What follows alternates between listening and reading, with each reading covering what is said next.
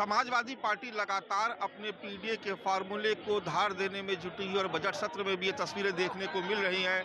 आप देख रहे हैं कि हक की लड़ाई लड़े पीडीए, बीजेपी का जाल तोड़े पीडीए और उसके बाद इधर एसआईआर का जिक्र है। यानी जो पीडीए का फार्मूला है उसको लेकर के समाजवादी पार्टी लगातार आक्रामक है और विधानसभा के बजट सत्र में भी ये तस्वीर सामने है। क्या नाम है आपका? राजेंद्र प्रसाद चौधरी, विधायक रुधौली बस्ती। अच्छा, ये बताइए, ये जो पीडीए का जो आप दिखाया है, आपने लिख के आए हैं, बहुत सारे लोग और भी देखा कि पीडीए को लेकर के खास तौर से समाजवादी पार्टी आक्रामक नजर आ रही है। तो बीजेपी का जाल तोड़े पीडीए, ये पीडीए को लेकर के विधानसभा के बजट सत्र में किस तरीके से आप लोग? ये पीडीए की विरोधी सरकार है। ये सनातन की बात करती है और सनातन विरोधी भी सरकार है।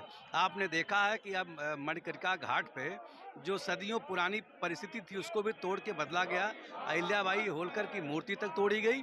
ये पीडीए विरोधी सरकार है। खासकर मैं कहना चाहूँगा, ये सरकार भ्रष्टाचार में डूबी है। अभी आपने देखा है इसी सरकार के मंत्री को सरकार के विधायक ही घेर रहे हैं, और घेर किस बात के लिए रहे हैं? कितने बड़े पैमाने भ्रष्टाचार हुआ है कि सड़कें तोड़ दी गई, जिसका उद्देश्य था पानी ले जाने का, घर तक पानी भी नहीं पहुंच रहा है। ये किसान भी दुखी है इस सरकार में। आज आप देख रहे हैं तमाम चीनी मिले हैं कि उनका गन्ना किसानों का भुगतान नहीं मिल रहा है। हमारे वाटर की बस्ती चीनी मिल है, मुझे जानकारी है कि 7 वर्षों से 40 करोड़ किसानों का बकाया है। अर्दमा शुगर मिल है, तमाम बकाया है। और जब जरूरत पड़ती किसानों को खाद की, बीज की, तो उसकी भी कमी रहती है। किसान विरोधी भी सरकार है, नौजवान विरोधी सरकार, बेरोजगार है नहीं, भ्रष्टाचार चरम पे, सारे मुद्दे रहेंगे। चलिए, तो बहुत धन्यवाद आपका। लेकिन बीजेपी कहती है कि ये पीडीए जो है परिवार डेवलपमेंट अथॉरिटी है। ये पीडीए जो कह रहे हैं उनकी अपनी सोच कहने की है। ये परिवारवादी नहीं है, ये समाज के लिए है। पिछड़े समाज हैं, दलित समाज है, अल्पसंख्यक समाज है, और उसमें भी जो अगड़े समाज में जो गरीब लोग, सबका ये एक टीम है, पीडीए उसी का नाम है। देखिए, आपके दूसरे साथी भी हैं, सबको हक सबको अधिकार पीडीए की चलेगी बयार। तो पीडीए खासतौर से आप लोगों के एजेंडे में है, पीडीए पे लगातार काम हो रहा है। देखिए, जब से भारतीय जनता पार्टी की सरकार प्रदेश में आई है, हम लगातार देख रहे हैं कैसे पीडीए के लोग साथ पिछड़े दलित अल्पसंख्यक जो वंचित लोग हैं, कैसे उनके मूलभूत अधिकारों को छीनने का काम कर रही है। दलितों के साथ बढ़ते अपराध प्रदेश में लगातार बढ़ते जा रहे हैं, और महिलाओं के साथ बढ़ते अपराध लगातार बढ़ते जा रहे हैं।